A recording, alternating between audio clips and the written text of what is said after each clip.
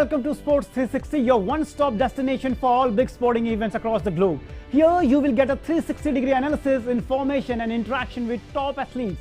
India's top badminton player B. Sai Paraneet focuses fitness as he aims to qualify for his first Olympics at the Tokyo. The 28-year-old has been plagued by injury and shares exclusively with Sports 360 how he intends to get back to his winning ways.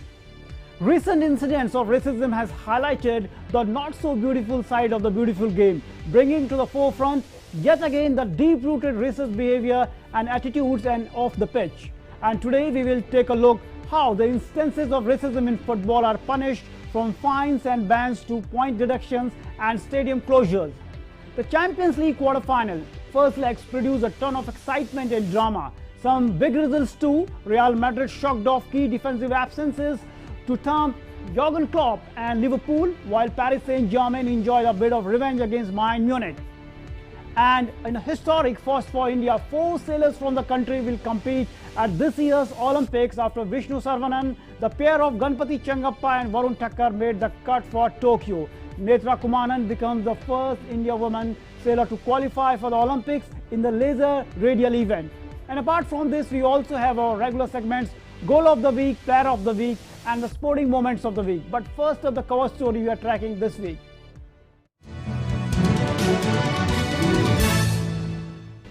Enjoying a decent form so far in the resumed BWF 2021 calendar, Sai Paraneet has been exhibiting a fine show of his skills with the racket in the recent tournaments.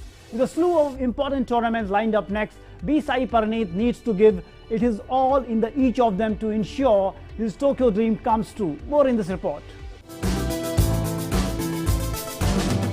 B. Sai Paraneet left no stone unturned to forge himself into a successful badminton player. While in school, reaching daily practice involved an 18-kilometer commute followed by a 4-hour train journey. But B. Sai Paraneet was persistent in his quest to succeed. The hard work paid off, and before he realized, his impressive displays at under-13 and under-16 tournaments were turning heads, including that of Pulila Gopichand, up against the greats of the game.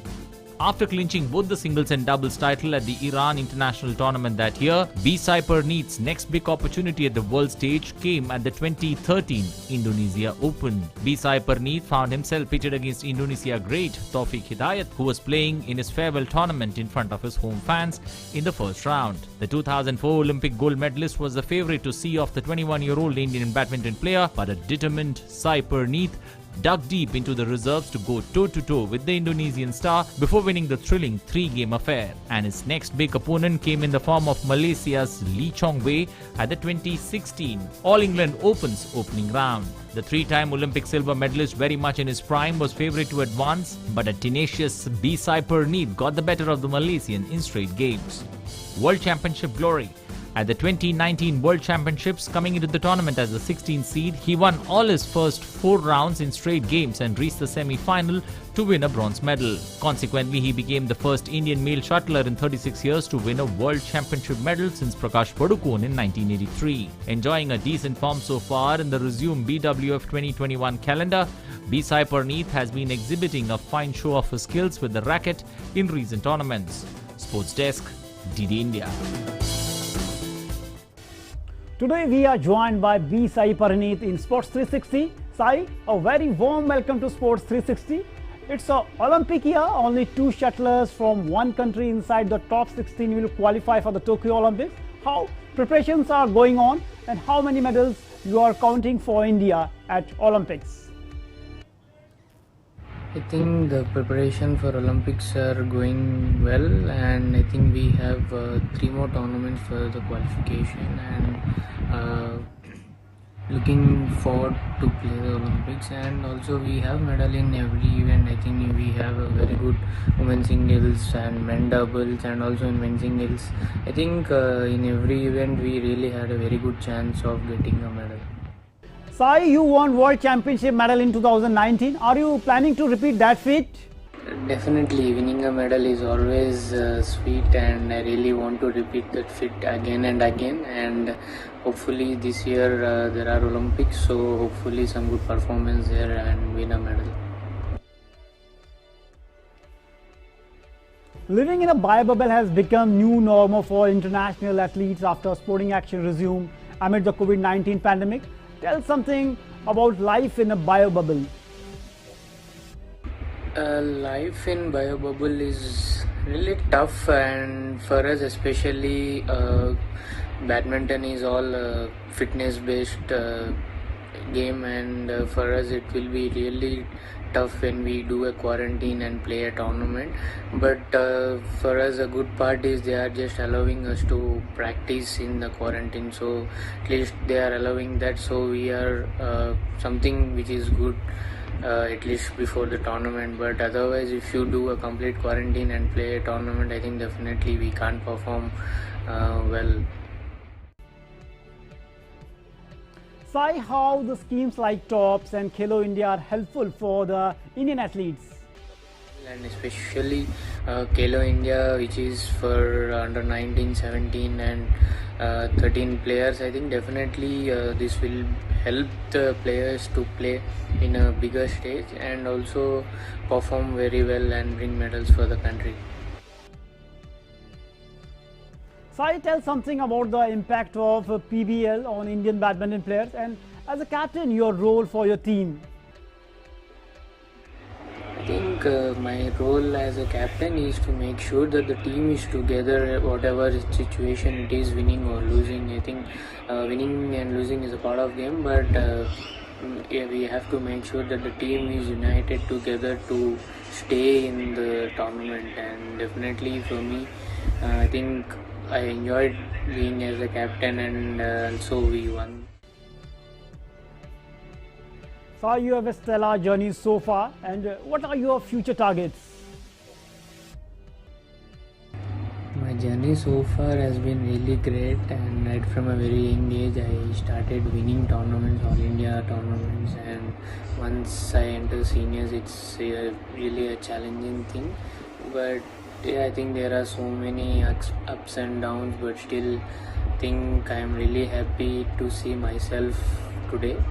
And also, as this is an Olympic year, I think Olympics are coming, so definitely that one which I am really looking forward. It is a very big tournament, and really eagerly waiting for the Olympics to begin. So Sai is eagerly waiting for the Tokyo Olympics. Thanks, Sai, for joining us in Sports 360, and best wishes for future and the Olympics.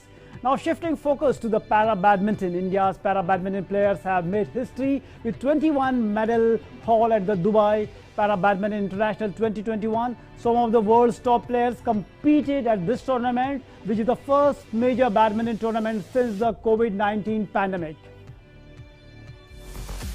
Indian athletes enjoyed a medal rush at the Dubai Para-Badminton International 2021, including 5 gold medals. On an action-packed finals day for the Indian contingent, world champion Pramod Bhagat defeated compatriot Kumar Nitesh by 21-17, 21-18 in the final of the men's singles SL3 event to bag the gold medal. Here's the list of players who won medal in all 3 events. Pramod Bhagat won gold medal in men's single SL3 category. He won another gold in men's doubles SL3, SL4 category. He also won a bronze medal in mixed doubles SL3, SU5. Palak Kohli won silver in women's single SU5. She won bronze in women's doubles SL3, SU5. She also won one more bronze in mixed doubles in the category SL3, SU5. Prem Kumar Alay won gold in mixed doubles WH1, WH2. Won silver in men's doubles WH1, WH2 and won bronze in men's singles WH1. Here's a list of all the players who won medals in 2 events. Manoj Sarkar won gold in men's doubles SL3, SL4. He also won a silver medal in men's single SL3. Krishna Nagar won gold in men's single SH6. He won another gold in men's doubles SH6. Nitesh Kumar won silver in men's singles SL3. He won another silver in men's doubles SL3, SL4. Sukant Kadam won silver in men's single SL4. He won another silver in men's doubles SL3, 4. Parul Parmar won bronze in women's single SL3. She also won a bronze medal in women's doubles category in SL3, SU5. Manasi Joshi won silver in women's single SL3 and she also won a bronze in women's double SL3 SU5. The man behind the rise of established parachuters in India is coach Gaurav Khanna, who selflessly dedicates his life to train para players. Last year, he was awarded with Dronacharya Award, a recognition for his hard work and dedication. He's produced champion shuttlers like Pramod Bhagat, Parul Parmar and Manoj Kumar, who've been credited for helping his athletes win over 300 medals at the international stage. Sports Desk, DD India.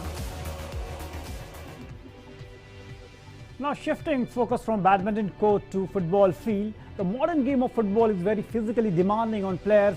In other words, players need to be optimum physical condition as clubs cannot afford to lose their best players due to injuries. This becomes even more important at the business end of a season as their game plans tend to revolve around their best personnel. Here, Sports 360 takes a look at the 5 fittest footballers in the world at the moment. Zlatan Ibrahimovic, AC Milan. Zlatan Ibrahimovic, one of the greatest strikers of the modern generation. Zlatan Ibrahimovic's longevity at the highest level has astounded many fans and critics. The 39-year-old has enjoyed successful spells at top clubs like Ajax, Inter Milan, AC Milan, Paris Saint-Germain and Manchester United. After a short stint with LA Galaxy in the MLS, the Sweden international joined AC Milan in January 2020 and has been their main attacker since then. Ibrahimovic has made 44 appearances in all competitions for AC Milan since joining them, scoring 28 goals. The striker is set to feature in Euros this summer for Sweden, having reserved his retirement decision. Andrew Robertson, Liverpool. Liverpool have been extremely unlucky with injuries this season, but one player who has featured consistently is Andrew Robertson. When Liverpool signed Robertson from Hull City in 2017 for £8 million, eyebrows were raised. Nearly 4 seasons later, the Scotland international is considered to be one of the best left backs in the league and one of the most consistent performers in Liverpool's back four. The 27-year-old has made 40 appearances in all competitions this season, often acting as a senior figure in Liverpool's defence in absence of Virgil van Dijk. He has made 167 appearances in all competitions for Liverpool since his debut. Romelu Lukaku, Inter Milan. Romelu Lukaku's Manchester United spell might not have gone according to the plan, but he is showing his quality for Antonio Conte's Inter Milan. Lukaku joined Inter Milan from Manchester United in 2019 for a club record fee of £67 million. The Belgian international has proved to be worth the splurge, having already made 86 appearances in all competitions for the club and scoring 60 goals. The 27-year-old has a good injury record, having been a constant for West Bromwich Albion, Everton and later Manchester United. He now looks set to lead Inter Milan to a Serie A title. Adama Traore, Wolverhampton. Well renowned for his physique, Adama Traore's pace, dribbling ability and sheer strength all make him an important player for Wolverhampton Wanderers. A product of La Masia, Barcelona's famed youth academy, Traore spent time with Aston Villa and Middlesbrough before joining Wolverhampton Wanderers in 2018 for £18 million. The 25-year-old has been pivotal since joining Wolves, with manager Santo utilizing him as a winger and as a wing-back. The Spain international is yet to score or assist in a league this season, despite having made 28 Premier League appearances. He has recently been linked with a return to Barcelona as well as moved to Liverpool. Cristiano Ronaldo, Juventus. One of the fittest athletes in the world, Cristiano Ronaldo's dedication knows no bounds. Regarded as one of the greatest footballers to have played the game, Ronaldo continues to dominate discussions. The 36-year-old is one of the Serie A's best players and unarguably Juventus' most important attacking option. The 36-year-old broke record at Manchester United and Real Madrid before joining Juventus and has not stopped in Italy. The Portugal international has made 35 appearances in all competitions this season for the Old Lady, scoring 31 goals. Once the domestic season ends, Ronaldo will be keen to play a starring role for Portugal at the Euros.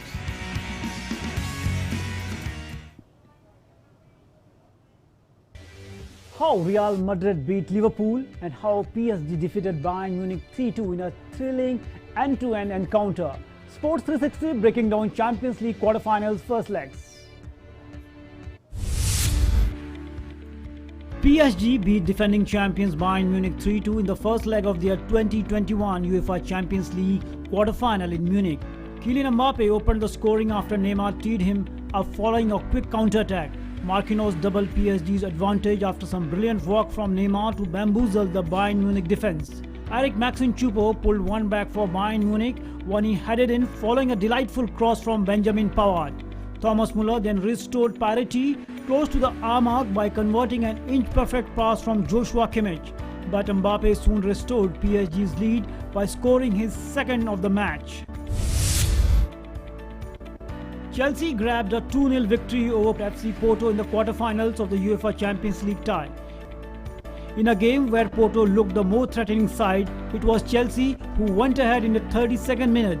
Jorginho sent in a sublime pass to Mason Mount, who brilliantly turned inside the box and drilled in his first Champions League goal. Thomas Tuchel's men grabbed a vital second goal as Ben Chilwell pounced on a defensive mistake from Jesus Corona before rounding up the Porto goalkeeper to also claim his first Champions League goal. Chelsea now have one foot firmly in the semi-finals and will feel confident with a 2-goal lead ahead of the second leg. Phil Foden struck in the last minute as Man City snatched a 2-1 victory in the first leg of the Champions League quarter-final against Borussia Dortmund. The quadruple-chasing Premier League leaders had looked like they would have to settle for a draw at Etihad Stadium when Marco Reus levelled for German side 6 minutes from time at the Etihad Stadium. But Phil Foden, who had twice tested Dortmund keeper Marvin Hitz in the second half of a controversial encounter, hit back from close range as the clock ran down. Having taken the lead through Kevin De Bruyne, City now have the edge heading into next week's second leg in Germany. Real Madrid defeated Liverpool 3-1 in the first leg of the Champions League quarter-final. Vinicius Jr. opened the scoring for Madrid club after bringing down a sublime long ball from Toni Kroos to beat Alisson Becker. Boosted by their opener, Los Blancos sought to build on their dominance in the game. Real Madrid doubled their advantage on the night when Marco Asensio capitalized on a mistake from Trent Alexander-Arnold. Mohamed Salah pulled one back for Liverpool soon after the restart. But Real Madrid soon reasserted their dominance on the night when Vinicius Jr. completed his brace after some deft work from Luka Modric. Sports Desk, DD India.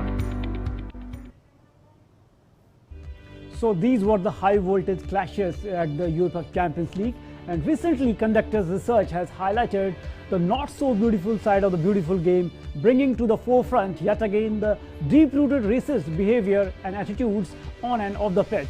Sports 360 has everything you need to know about how instances of racism in football are punished, from fines to bans to point deduction and the stadium closures.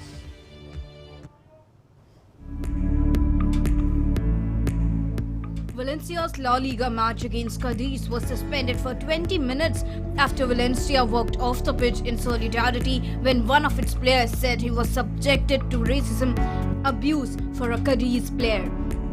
The Spanish FA's competition committee are investigating the incident in which Valencia's Mokhtar Diakhabi accused Cadiz's Juan Cala of directing a racist remark at him. In the past also, football had witnessed many shameful incidents of racism. Sports 360 Degree has everything you need to know about how instances of racism in football are punished, from fines and bans to points deduction and stadium closures. How is racism in football being dealt with?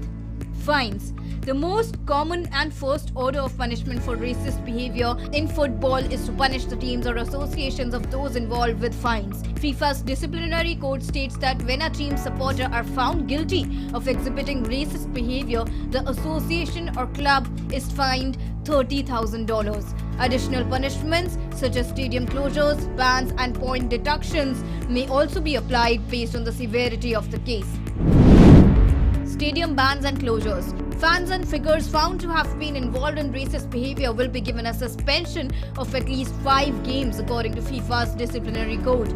This can also involve a stadium ban as well as a fine of at least $20,000. Following Bulgaria fans making monkey noises towards Tyrone Mings, Sterling and Marcus Rashford, as well as making Nazi gestures during a Euro 2020 qualifier against England in October 2019, the national team were given a 2-match stadium ban as well as a fine. Points deduction. Teams whose fans have engaged in racist behavior can be hit with point deduction from competitions at both club and international level. Croatia were fined €1 lakh and handed a 1-point ban in its Euro 2016 qualifying group after they played their qualifier against Italy on a field with swastik etched on it. They were also ordered to play their next 2 home matches in an empty stadium. Arrest. Arresting those who have instigated racist behavior or been involved in racist incidents happens less frequently than being punished with fines and bans. Arrest individuals is arguably a more effective method to punishing racist behavior than club fines on the same level as stadium bans, as it affects the people in question specifically. Sports Desk, DD India. Now it's time for the goal of the week. Vinicius Jr. scored twice as Real Madrid made Liverpool pay for more defensive errors. Vinicius Jr.'s first goal against Liverpool in the Champions League is the Sports 360 goal of the week.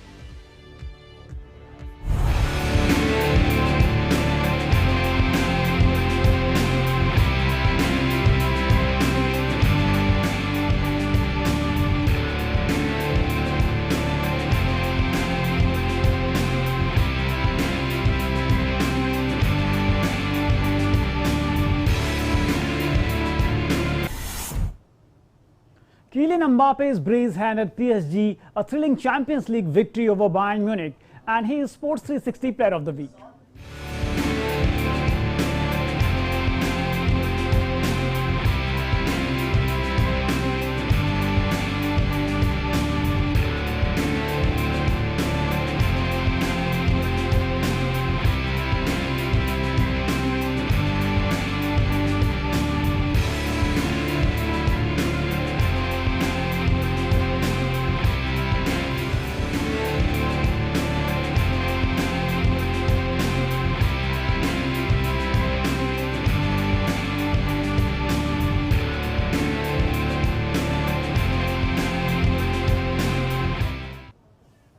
Now it's time for the history segment. This week marked the 125th anniversary of the first modern Olympic Games, which took place in Athens in 1896. The 10-day event was the largest international sporting event, with some 241 athletes from 14 countries competing in 43 events. American James Connolly became the first Olympic champion of the modern games, winning the triple jump.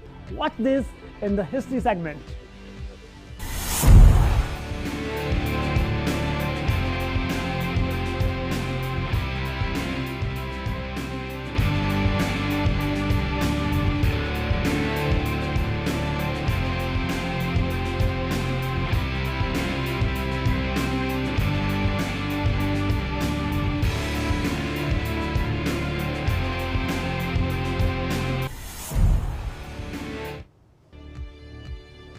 Now it's time for a special segment, Target Olympic.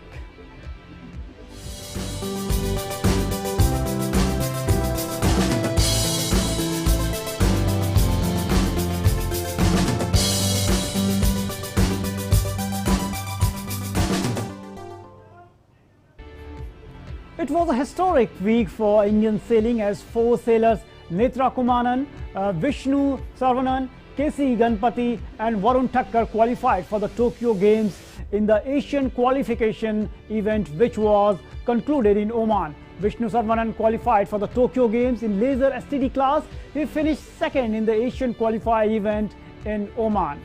And India's count went up to 3 events as K.C. Ganpati and Varun Thakkar earned their spot in the 49 ER class event. And earlier, Kumaran became the first ever Indian woman sailor to qualify for the Games in Tokyo in the laser radial event. That's all in this edition of Sports 360. Before we wrap up, we leave you with this campaign launched by UNHRC calling for support for the refugees team at the Olympic Games. Namaskar.